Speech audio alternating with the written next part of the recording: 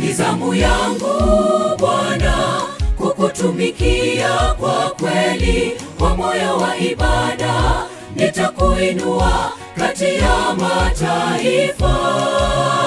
Wewe ni sababu ya pumzi yangu, ni zamu yangu Bwana kukutumikia kwa kweli. Ni zamu yangu Bwana kukutumikia kwa kweli, kwa moyo wa ibada nitakuinua kati ya mataifa. Wewe ni sababu ya pumzi yangu, ni zamu yangu Bwana kukutumikia kwa kweli.